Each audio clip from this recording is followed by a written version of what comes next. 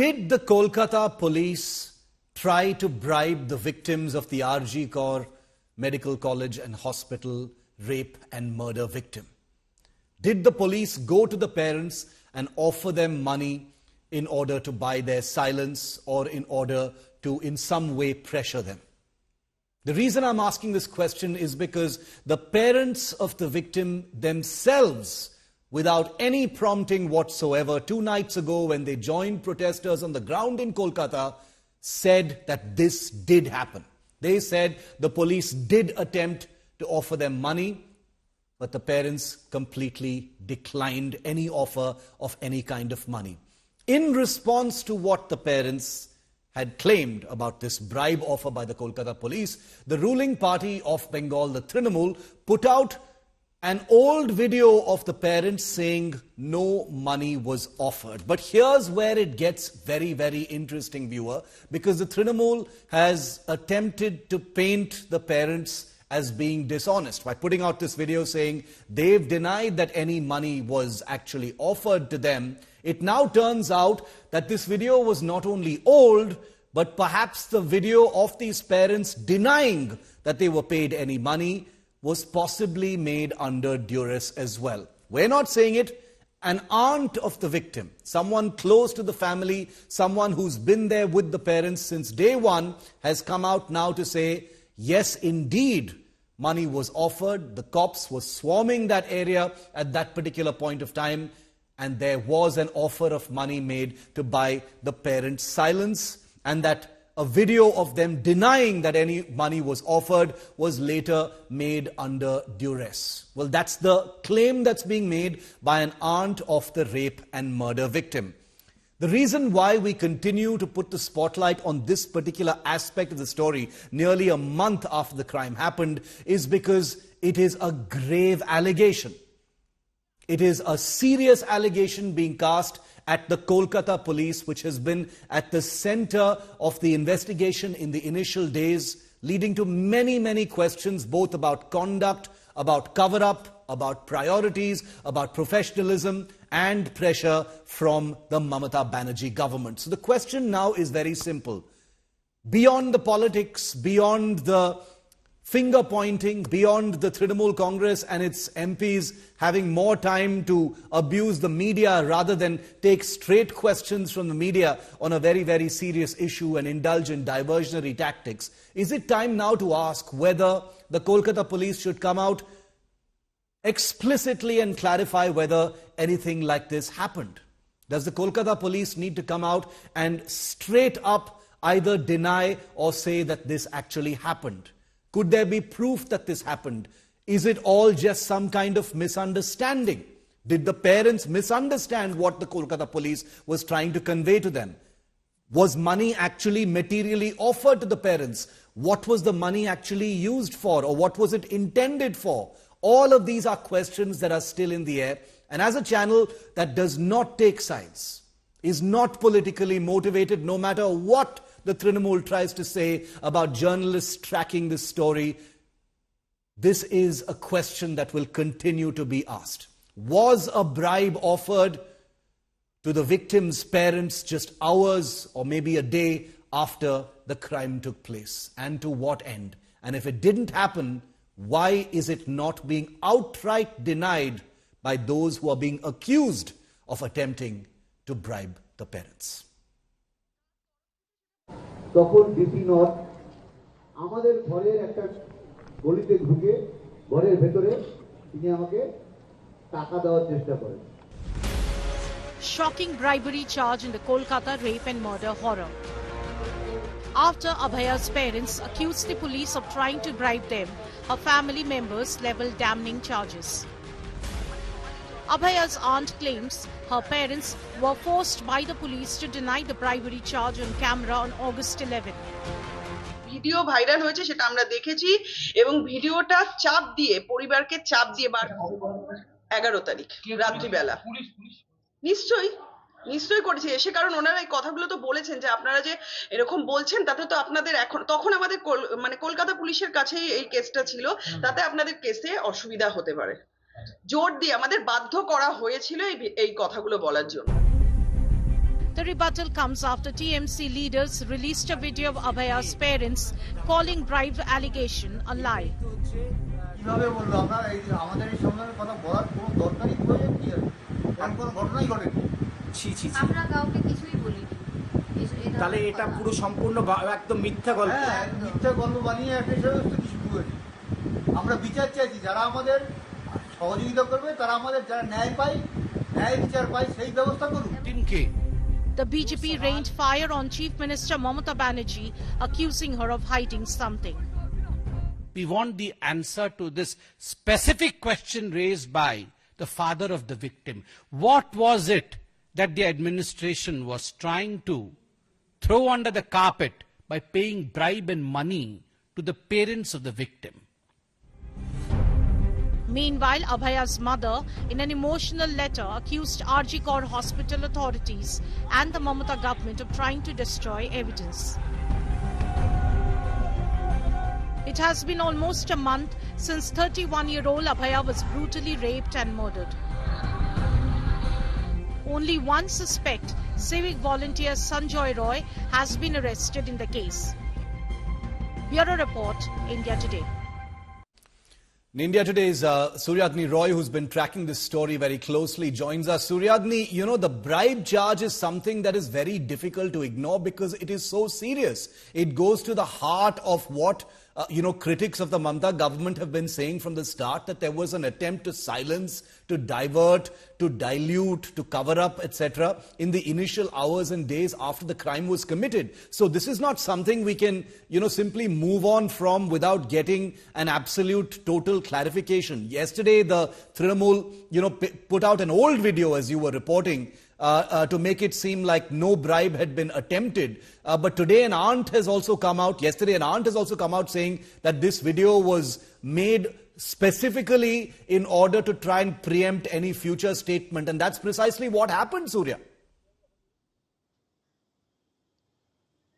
Well, Shiv, we heard the aunt, her statement came when that video and the parents' video, all these controversies started since the past one day. It's finally someone from the family. She claims to be the aunt, and we heard her. That was in Bengali. And, to sum it up, what she says was that this video that we were talking about, which was basically used also by the Trinamool Congress after the father's speech at RG Kar 2 nights back, the aunt says that, probably it was the police who had come and they had offered, them money. So the questions that was asked to her was, who were the people who had, offered them the money. That was her answer, that probably it was the police. Even there seems to be, some kind of a lacuna in her answer as well. Secondly, as you were mentioning, what is very important in this entire case is that now that the family has outrightly, taken on all the allegations and all the counter statements by let's say the party or on social media, they have claimed that that this particular video that we are talking about, it was forcibly made to be shot. This is a clear statement by the family. So it's an allegation that the family has given out last night itself. What is very interesting again is that it's still not clear from the administration, as you mentioned, or from the the government or the Kolkata police on this particular issue as of yet. So it will become very important as well, if the administration speaks on it as well, that was some kind of money offered to them or not, because till now it's the family, it was the father, then the video of the father, then a political party, then again the family. This is not a small issue. I mean, this is not a he said, she said going on, because the people who are leveling the allegation that a bribe was attempted is literally the mother and father of the victim. It doesn't get more central to this issue than that. This is not some friend. This is not some random stranger. This is not some political rival. This is the victim's parents themselves. And I want to keep repeating that. Apart from what Surya is raising, and Surya, I'll just come right back to you. The family is raising these 5 key questions. Remember, today we are 28 days after their daughter was raped and murdered at the RG Kar Hospital and College. The police tried to bribe us is now the biggest charge that they've made. That's what Abhaya's father said 2 nights ago when he joined the protest on the streets. The victims' kin were free to talk to an investigating agency, says the Kolkata police. Hospital pressure is another. We were made to wait for 3 hours to see the body, says Abhaya's father. Present administrator, not part of medical college during that period, cannot comment, says RG Kaur Hospital. The third question, why the delay in the FIR? Why was there a delay in the post-mortem, asked Abhaya's father. The delay in the FIR as officers were occupied with law and order duties, clarified the Kolkata police. Hurried cremation. We wanted to keep the body for some more time and to preserve it for some more time, but the police put too much pressure for a hurried cremation. This again, the parents have alleged. We want to reiterate, we only followed protocols, says the Kolkata police in response. And finally, why did the local councillor present himself as a guardian before the police? Questions Abhaya's aunt. And he says, I only tried to help the family in its hour of crisis, says Councillor Somnath Dey. So these are all questions that have come forward now. Surya, is this bribery issue being investigated at all? Like I said, it's the parents of the girl, the parents of the victim who are saying that, the Kolkata police attempted to bribe. Is there any kind of departmental inquiry, internal inquiry, informal inquiry that's happening on this? Because how can anyone ignore a charge being made by the parents themselves? Well, Shiv, once again, what's important to note is what the parents have been saying. Like as you mentioned, that a senior Kolkata police officer, though his name was not taken, but his designation, was, outrightly mentioned. Where, the allegations were that that particular officer on the day of, when that incident happened, that's on the 9th, when the body of the deceased was already present at their residence or around there, in front of the residence, money was offered. Now, once again, the question that raises up is that what money was that and why was it being offered? Now, that clarity has to, outrightly, it has to be mentioned by the Kolkata police itself. Now, let's not forget that the CBI is also investigating the death, the rape murder case as well, wherein they have spoken to multiple people, including police officers of the Kolkata police. Now, what we do understand is that, if even this angle is being seen as well by the CBI, that whether or not the allegations that are coming up by the family, and as you said, that it's not a friend, it's not a neighbor or a political party, it's the parents, the two people who have suffered, this major loss. These allegations are being seriously seen by the CBI as well, and they want to track it down to see how much of it is completely true. We will see. We will see whether the government takes this seriously, whether they're more inclined towards actually answering questions and conducting an inquiry into grave charges when they've been leveled by the parents of the girl, or would they rather spend parliamentary time and money on attacking journalists and making a fool of themselves on social media. Thanks very much, Suryagni, for joining us on this big story. We will continue to track the Kolkata story very, very closely.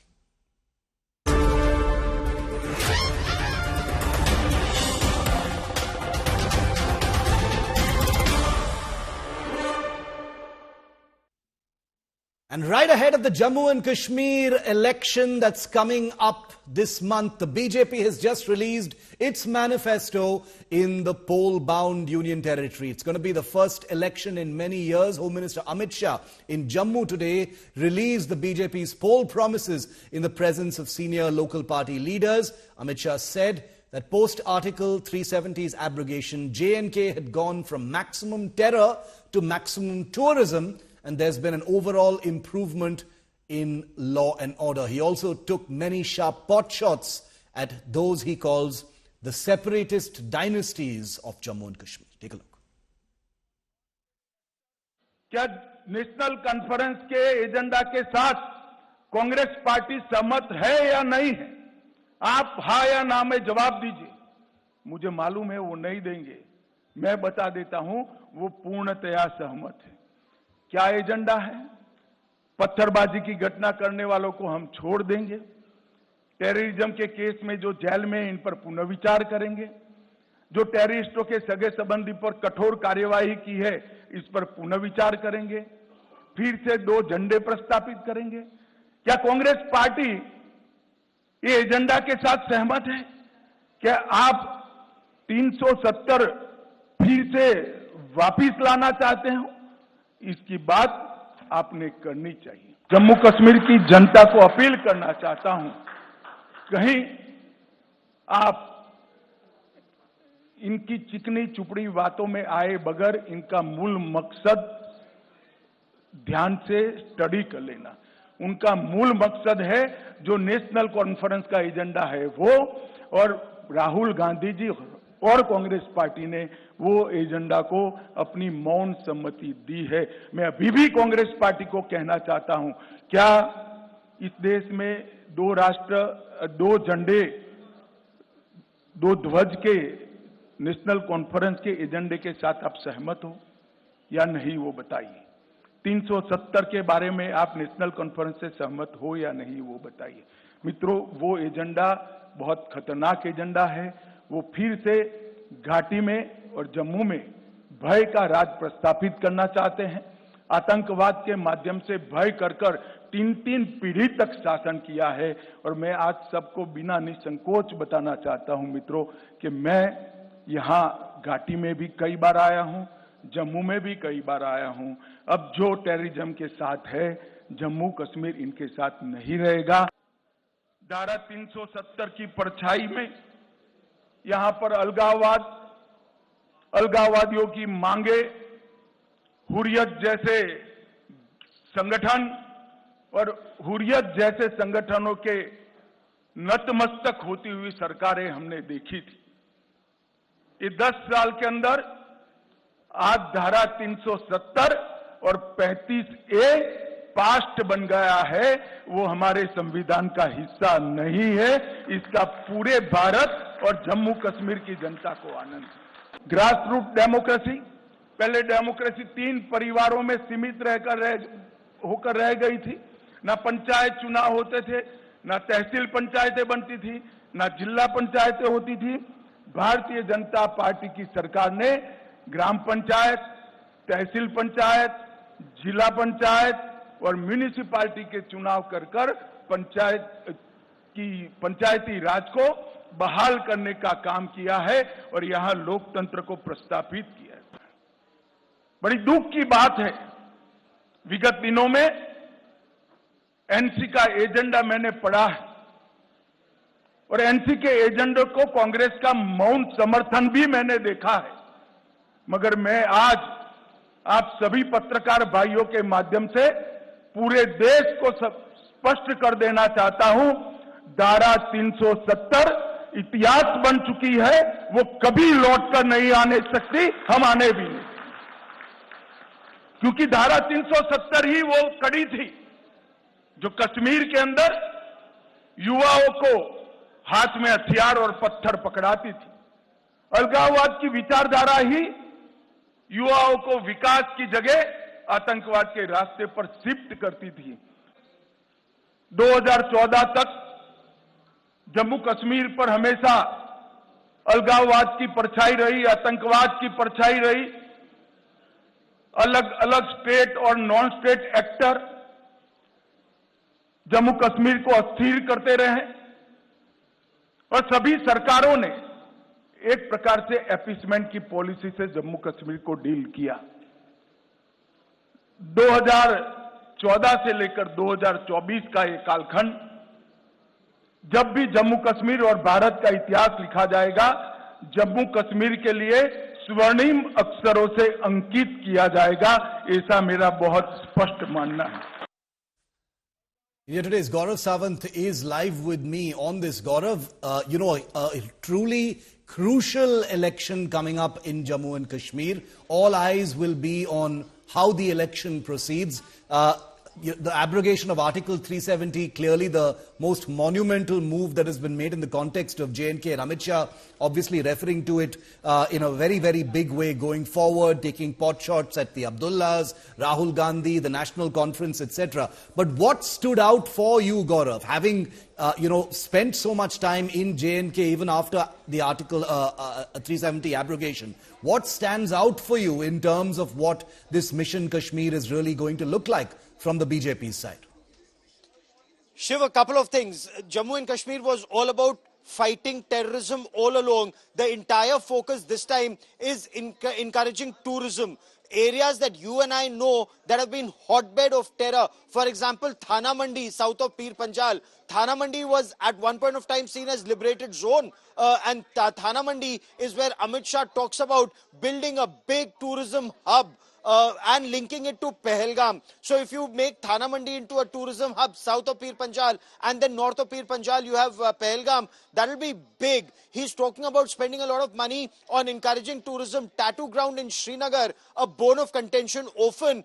That tattoo grounds to have a massive amusement park. And look at the way Amit Shah describes it, that once a family goes into that tattoo ground, they will not come out for 3 days. It will be such a huge amusement park that government intends to make. And Shiv, that will truly be amazing, not just for the people of Jammu and Kashmir, but those from the rest of the country and the world who go to Jammu and Kashmir for tourism. When they go to an amusement park, there are many who take a vacation to go to amusement parks, whether it's in Hong Kong or in the United States of America or even in France. If you're talking about a huge amusement park, what a game changer that intends to be.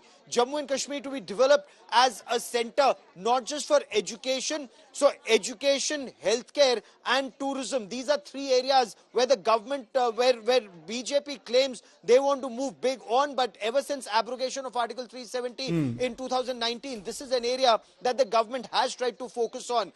You and I have reported on counter-terror operations, both north and south of Pir Panjal. So yes, there will be more security forces to ensure this happens. But when Jammu and Kashmir is also seen as a place that has more education centers of IITs and IIMs, and what did Amit Shah say?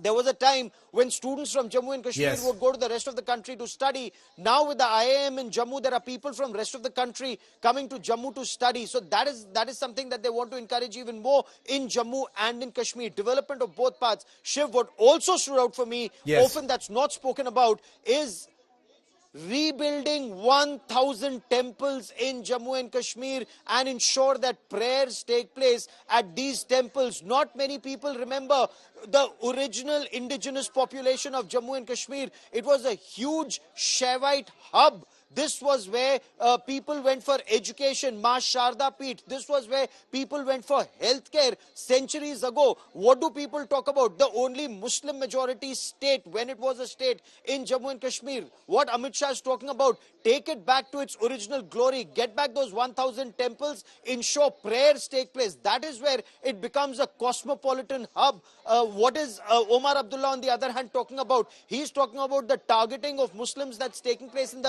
he spoke of Uttar Pradesh, where madrasas are being targeted, where he claimed madrasas and mosques are being targeted, where Muslim shops and households are facing bulldozer, where he's also talking about in Assam, Muslims are being insulted. So there is this subtle appealing to their vote banks. Omar Abdullah is doing it in one place, and Amit Shah very clearly is talking about, we will once again ensure those 1,000 temples come up in Jammu and in Kashmir. Okay, the temples, minimum terrorism, maximum tourism, the big calling card of the BJP in this particular manifesto going forward. Gaurav, thanks for that comprehensive spotlight on what the big thrust is for the BJP in its manifesto heading into this election. And just to summarize for our viewers some of the big announcements and promises that the BJP is making. The first one that Gaurav just told us about, the BJP says it will rebuild temples destroyed by terrorists. Number 2, will issue white paper on killings in Jammu and Kashmir since 1990. Number 3,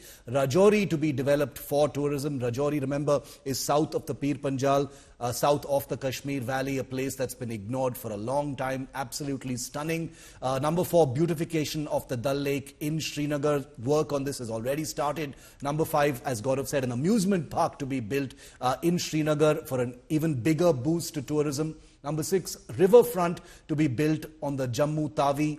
The Tavi is the river that flows through Jammu, and to develop it as a tourist hub as well. Number 7, metro train services in Jammu and Srinagar.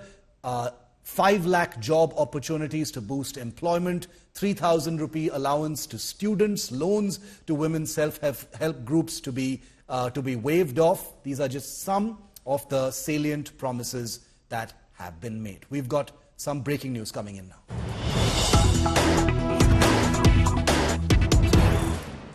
And the political flashpoint has, of course, begun. Amit Shah, remember, is in Jammu just a few days after Rahul Gandhi was in Kashmir. Congress has slammed Amit Shah. Jairam Ramesh, who heads the media department of the Congress party, has tabled 4 questions aimed at the Union Home Minister, where he asks, when will full statehood return to J&K? Why has the security situation in J&K deteriorated under your watch, which is actually not true? Number 3, why is the union government attempting to infringe on the J&K political executive's powers? And number 4, why has Jammu and Kashmir's economic situation only declined since 2019? 4 strong questions being posed by the Congress straight to Union Home Minister after the announcement of the manifesto of the BJP. And now let's listen in to what National Conference head Omar Abdullah and Mehbooba Mufti have to say in response. UP में जिस तरह मुसलमानों के घरों पे, दुकानों पे रोज bulldozer चलाए जाते हैं, उसका तो परसों सुप्रीम कोर्ट ने उसका जायजा लिया और कहा यह गैर कानूनी है। जिस तरह यूपी में हमारे मस्जिदों पे, दरगाहों पे, हमारे मदरसों पे ताले लगाए जा रहे हैं, वो बात हमसे छुपी हुई नहीं है। जिस तरह आसाम में बीजेपी की हुकूमत में हर बार अगर किसी को जलील करने की कोशिश की जाती है तो मुसलमानों को, वहां जब सैलाब आता है तो कहते हैं ये जिहादी सैलाब है। क्यों? क्योंकि मुसलमानों को जलील करना है। हमने जम्मू कश्मीर को उन ताकतों से बचाना है जो वैसे हालात यहां पैदा करना चाहते हैं, जो हमारी आवाज दबाना चाहते हैं। उमर साहब पिछले 3-4 साल से एक ही बात दोहरा रहे थे कि जब तक जम्मू कश्मीर में स्टेटहुड वापस नहीं होगा मैं इलेक्शन नहीं लड़ूंगा, कतन नहीं लड़ूंगा। उसके बाद उन्होंने ये कहा कि यूटी में इलेक्शन लड़ना, चीफ मिनिस्टर बनना, तो मैं कल एलजी के दरवाजे पे एक चपरासी की ट्रांसफर के लिए खड़ा नहीं होना चाहता हूं। तो आज उन्होंने अपनी वो जो बात को उसको बदल दिया, न सिर्फ एक बल्कि 2 जगह से लड़ रहे हैं। तो इससे अंदाजा होना चाहिए कि इनके कॉल और फैल में कितना फर्क है, जो कहते हैं और करते क्या हैं। और यही इन्होंने जम्मू कश्मीर के साथ 1947 से किया है। Hello, very good evening. You're watching India Today Television and we're coming to you live at this point in time from Bahraich. Where I am right now is a hot spot. It's one of the villages where just some time ago, like I was telling you all earlier, some bulls had been spotted. We've been tracking this story very carefully and I'm just going to ask Sanjay to give you a glance of where exactly were the bulls spotted. From here, the bulls, at least one has been seen, but there have been many villagers, at least 4 of them, who've told us that the 2 elusive bulls, who the forest department is looking for, have been seen together, and both of them were seen last night. Many people have spoken about it. The problem here is, and that's a huge problem in my understanding, is that wherever the villagers are spotting the wolf, the forest department officials aren't really being able to reach on time. They're fast, they're quick, they vanish quickly into the tall grass. Again, look at the tall grasses. These are sugarcane fields that you see right now. Look at that. Sugarcane fields, grass as tall as 6 feet and more. That's where the wolves hide. Where I am right now is also actually the natural habitat of wolves. It's next to a stream, which is in fact a part obviously of the Ghagra river that flows across in this region. This is the natural habitat of the wolves. They've been spotted here just some time ago, and that's why I'm going to ask Sanjay to pan towards his left, where you see officials of the forest department right here. There are vans that are parked, but drones are being flown essentially. Drones are being flown so that they can look for those wolves and just try and figure whether these indeed are the man-eater wolves that have been absconding essentially, because the concern is that the attacks continue. Remember, just last night in front of us, when we were reporting on the ground, there was an attack in a village just next to where we were, and then we of course rushed to the hospital to see the 10-year-old victim there. I've put together a series of reports giving an idea about the difficult situation that people of Bahraich have found themselves in. Many of them saying that they haven't slept even for an hour ever since the 16th of August when the attacks essentially intensified. Take a look at these ground reports.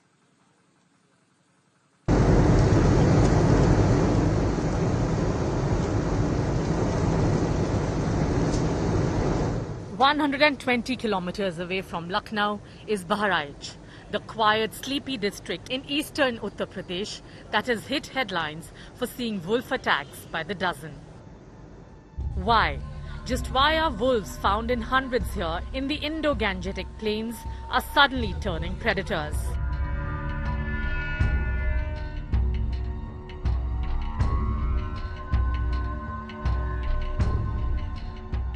In modern history, within the last 150 years, there has been no attacks on humans by wolves. It is only within India, in the Gangetic plains, in Bihar and in eastern Uttar Pradesh, are there two recorded, authenticated cases of wolf attack on children. In eastern Uttar Pradesh in 1996 and 97, I was involved with the incident there and we investigated it, and we found that a single wolf was responsible for around 78 attacks, of which about 30 of them turned out to be lethal. The attacks in Bahraich today resemble the pattern that I had observed in 1996-97 in eastern Uttar Pradesh. I also believe that there is a single wolf which is involved in these attacks in Bahraich because of the pattern in which the attacks are occurring, the killing bite which has been delivered, and the amounts which have been eaten from the killed children in the carcasses. The pattern of eating suggests that only a single animal is responsible. This is likely to be a single wolf or a wolf-dog hybrid, or I would not rule out feral dog as well, because a dog can also do the same damage as a wolf is doing. This is the vast expanse of the Indo-Gangetic plains, the basin. This is only a part of it actually. We are coming to you from the interior most parts of Bahraich. Essentially, Bahraich has been in news for the wolf attacks.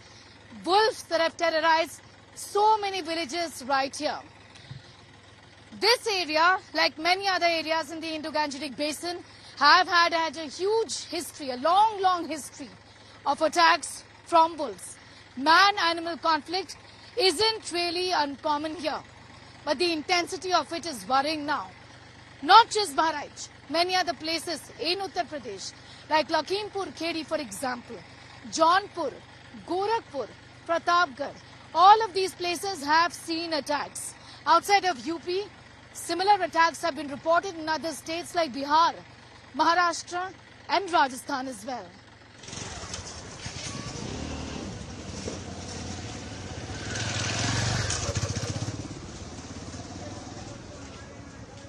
यहाँ पे ma'am भेड़िए का डर बना है और बच्चे और उनके अभिभावक दहशत में हैं, इसलिए बच्चों को वो लोग स्कूल भेजना बंद किए थे बीच में।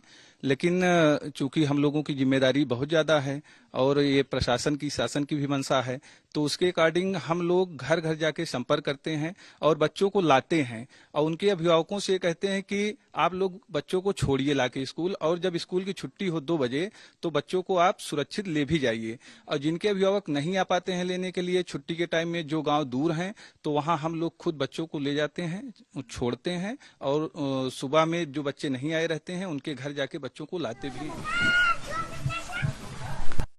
चाचा, आप बोल रहे थे यहाँ इस गांव में भेड़िए पहले भी हैं, लेकिन इस तरीके से बच्चों को उठा ले जाना ये कभी भी नहीं हुआ। ये कभी नहीं हुआ। क्यों हो रहा है? आपको क्यों लगता है कि इस तरह से भेड़िया भी क्यों अटैक कर रहे हैं? भेड़िया अटैक का भी पता नहीं, बाघ हैं कि भेड़िया हैं, कौन है। ये लड़कन को उठा ले जाते हैं, हाथ हिप्पस काट लेते हैं, हिप्पस गोड़ काट लेते हैं, यहाँ से खा जाते हैं। वजह क्या है? अचानक से क्यों? अचानक से हो रहा है, वजह पता नहीं। वजह नहीं पता क्या हो रहा है। क्या बोला है प्रशासन ने आपको कि वो कंट्रोल करके देंगे, वो रोक देंगे, ये पकड़ लेंगे? अब बतावत तो है कि पकड़ लेंगे, लेकिन पकड़े नहीं जा रहे हैं तो क्या करें। डर है मन में, बहुत डर है। घर के अंदर सोचते हैं क्या करें। The fact is, last 3 months there have been dozens of attacks here, 10 of them fatal. Because the deadly predator senses vulnerability. The victims are young and defenseless. These areas are ridden with poverty. People have very poor housing conditions, rarely any doors which protect them or windows. Children sleep out in the open, very less parental care or absence of parental care. Children are left in the care of their elder siblings or in the care of elders who are weak and themselves very fragile. The attention paid by parents to kids is much less than what elders give to livestock. In such conditions, a clever predator like the wolf learns that the vulnerable prey is the children, and they lose fear of humans for several reasons.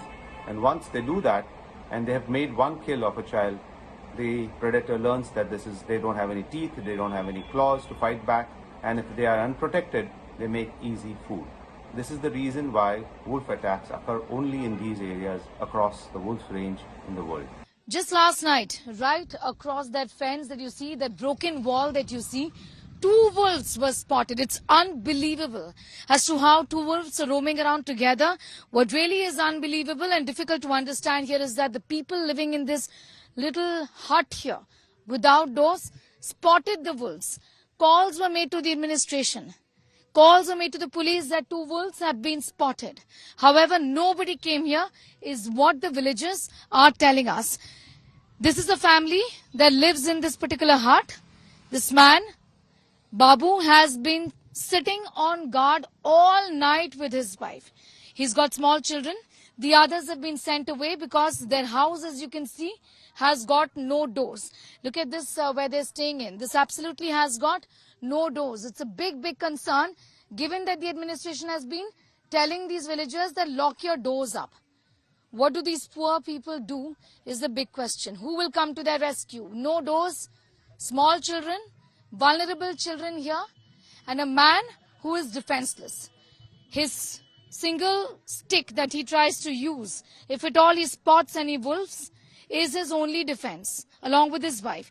बाबूजी ये बताइए कि आपने कहा कि पिछली ही रात को आपने 2 भेड़िया यहाँ पर देखे हैं। अब हर रात को यहीं पर कल भी था और हम बराबर खड़े रहे, लिए लाठी। क्या कर रहे थे? भेड़िए देख रहे थे? लाठी लिए खड़े रहे, टार्च लगाए रहे, और यहाँ कोई नहीं जिसके हम आवाज दे सके। कोई नहीं है, बाहर में है। खाली है सारी जगह। हाँ। बच्चे कहाँ थे उस समय? ये दोनों बच्चे सभी तीर बैठे रहे सड़क पर, हम ऐसे खड़े रहे, मजबूर हम क्या करें। मैं पूछना चाहती हूँ कि यहाँ पे जो कई सारे गांव वाले भी आए हैं, कोई नहीं, लेकिन यहाँ पर से कुछ लोगों ने फोन भी किया कि आपने देखा। हाँ जी, 2-4 आदमी जो यहाँ सड़क पर आ जाते हैं उन्हीं को घोड़ा करके रोकते हैं, तो वही लोग फोन कर देते हैं। ये कितने बड़े दिख रहे थे आपको? सियार कत्ता दिखा था, कहो सियार से बड़ा दिखा थे, बस ऐसे। लाल पानी। अच्छा। बड़े बड़े से। कितने दिनों से आप यहीं पर बैठे जगे हुए हैं? पूरी तारीख से, सर 16 तारीख से बराबर। 16 तारीख में 1 घंटे हम सोए नहीं हैं। दिन में सोते हैं, रात में जागते हैं, दिन में सोते हैं। बिजली का कोई कुछ नहीं है, कुछ नहीं है, कभी कुछ कोई पूछा ही नहीं। हाँ, तो जब बिजली नहीं होती है, अंधेरा होता है, तो और भी रिस्क रहता है। लगा रही था और सबका लड़कन का आगे ठबटोरे खड़े रही थे। This also is a story here. The houses are without doors, as you can see. The people are defenseless. They say that we haven't slept for an hour over a period of just so many days, over 15 days or so. Given that the administration is responding in some areas, but it's very difficult to understand why they aren't in cases like these. These are people who are vulnerable, no electricity at night, no security, no protection. The wolves are on the prowl, as what the villagers are telling us. It's a huge area of concern. It's a problem that needs to be looked into on an urgent basis.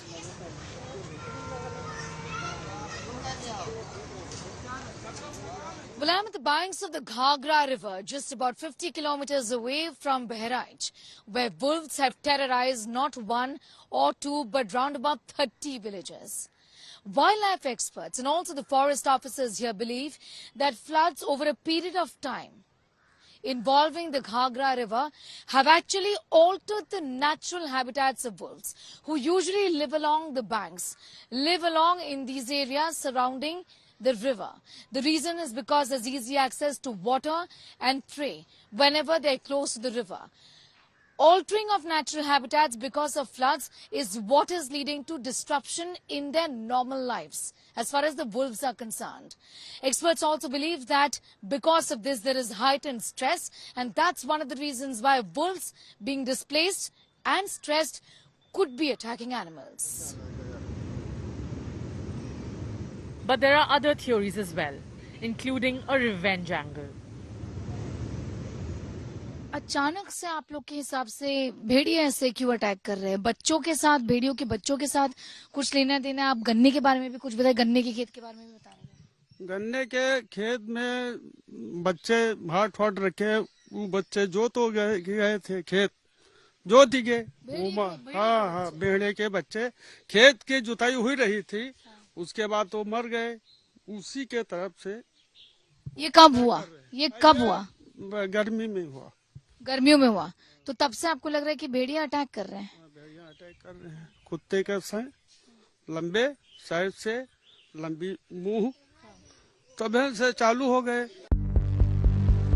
But how far will the bloodthirsty wolf go for revenge is the question that this young couple, Rajesh and Kajri, are asking. This is the place of 2-year-old Pratibha, who was killed on the 27th of August by a wolf, taken away from the fields right from this particular spot where the family was at about 2 or 3 in the morning is what they tell us. The wolf came exactly from this route where I am right now and dragged the child away. Just give you a sense of what the parents here are saying. These are the parents of Pratibha, the baby who was killed by the wolf. And just right here is what the parents are telling us. The wolf every single day, even after the attack, chooses this spot. This spot, takes this particular route is what they're telling us, and is seen here in the wee hours of the morning. Now, they have 2 children. One who's been killed by the wolf, and the second one they've sent away to their parents' house so that there is no second attack. The family members and the parents of the baby are distressed. ये बताइए राकेश जी, उस रात क्या हुआ? आपने कहा बच्चे को सवेरे ही उठा लिया था, बहुत ही सवेरे था, 2 या 3 बजे का समय था। जी वही 3:10 का समय था। मेरी बेटी ने पानी मांगा तो इसने घर से लेके आया, वहाँ पे बैठाल दिया, फिर नल ढारने लगी, उतनी देर में दबोच के ले गया भेड़िया। फिर तुरंत हमको आवाज मिली, इसने चिल्लाई, मैं तुरंत दौड़ा तो ये इस जगह पे दिखी, हमको पानी में जाता हुआ दिखा। फिर मैं दौड़ा तुरंत, लेकिन वो कुछ सीधे भगा। तो फिर मैंने घर पे आया, टार्च लेके और डंडे लेके दौड़ा तो सीधे नहीं गया, वो भाग गया था दक्षिण की तरफ पे।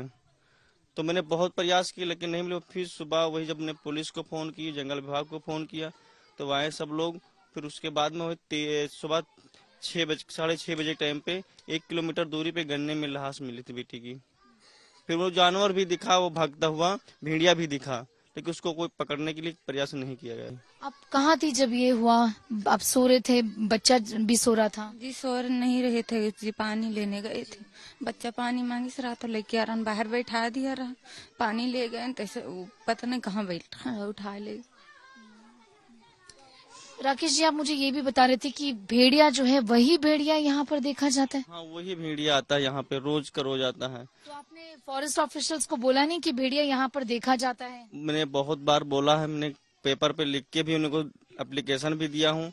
वहाँ औराही में रहते हैं टीम बना के, मैंने वहाँ दिन में जाकर मैंने हाथ जोड़ के विनती भी की, वहाँ सर मेरे यहाँ जाल लगवा दो कि किस तरह भेड़िया है यहाँ पे फंस जाए, हम लोग उसको आपको खबर कर देंगे, उसमें फंसा लेंगे। लेकिन यहाँ पे कोई जाल वाल व्यवस्था नहीं की जा रही है यहाँ पे।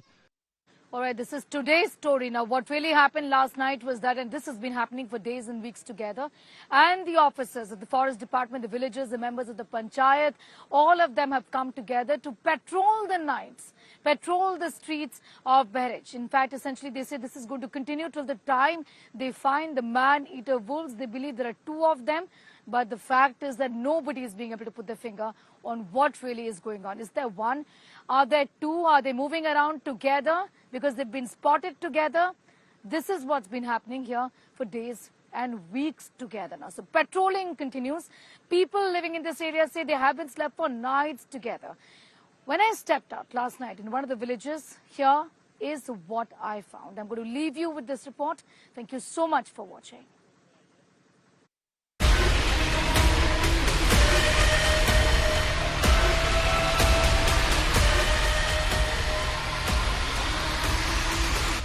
This village has just so many stories. Stories of children being taken away and accountability being fixed in terms of some compensation being given to villagers, the family members who've been left behind. But this family doesn't even have the solace of that monetary compensation, of that help from the administration, of that help from the government.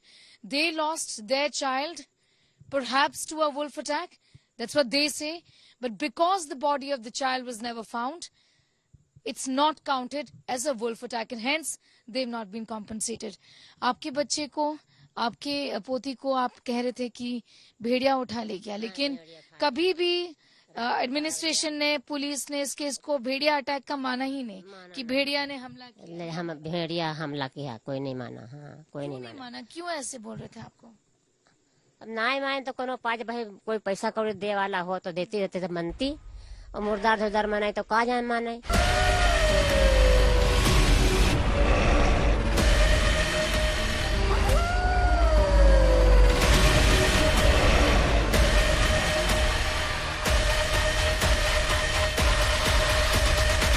These are the kind of warnings. जागते रहो, सावधान, beware, be careful. Be careful of the fact that there is a wild animal, more than one, and that it's turned a man-eater. Do not sleep outside your houses. Do not make yourself vulnerable. Keep your children safe. Lock up the doors of the house. If you do not have doors, construct doors. These are the kind of warnings that is blaring across loudspeakers. These are members, workers of the Forest Department, villagers have come all together to help solve this problem, to warn the villagers, to help keep them safe. And all of them are telling us that things like these, warnings like these will continue over a period of time.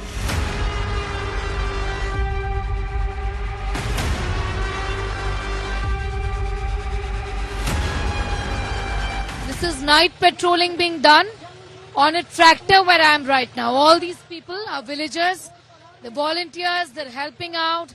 They've been involved by the Forest Department, have been told that you have to get onto a tractor and let these announcements reach every nook and corner of all of these villages.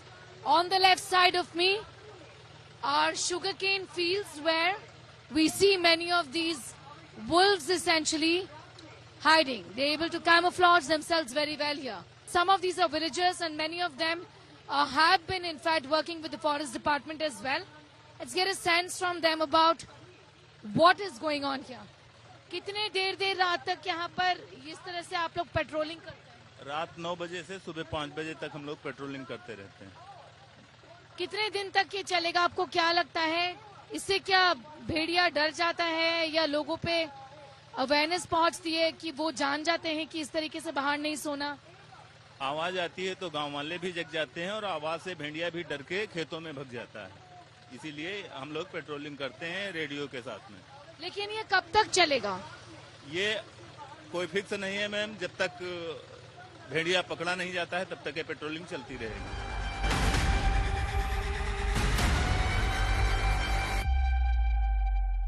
Yet another wolf attack. This time it involves a 10-year-old Sangam who's been injured. Thankfully, the eyewitnesses here, the mother and the aunt of the child, saw the child, heard the child make noise, and that's when they came out running out of the house. The aunt of the child has seen the wolf attack and saw the wolf escape after the child made noise, and the woman here, the aunt, who stepped out of the house to then save the child. आप बताइए, अब कह रही थी कि ये 8 बजे हुआ, कुछ समय पहले हुआ है, हुआ क्या, आपने क्या देखा? अरे हम देखा जैसे ही अरे जब नोचने लगी, दरवाजे के पास पहुंचना तो नोचने लगी, जब सब कोई दौड़न तो भेड़िया भाग लिया। कितना बड़ा था? भेड़िया है, आप श्योर थे कि वो भेड़िया ही था? इतना बड़ा भेड़िया था। हाँ। तो फिर क्या हुआ, क्या देखा आपने? बच्चे को कितना चोट लगा हुआ था? बच्चा के लिए गाल में लगी है, ऐसे लगी है, ऐसे।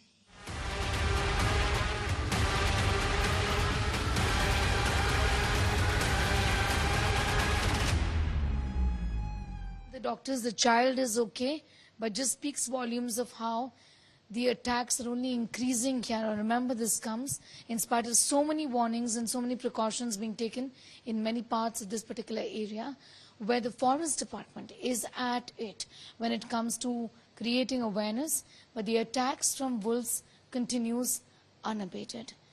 With video journalist Sanjay and Ram, Sneha Mordani in Behraj for India Today TV.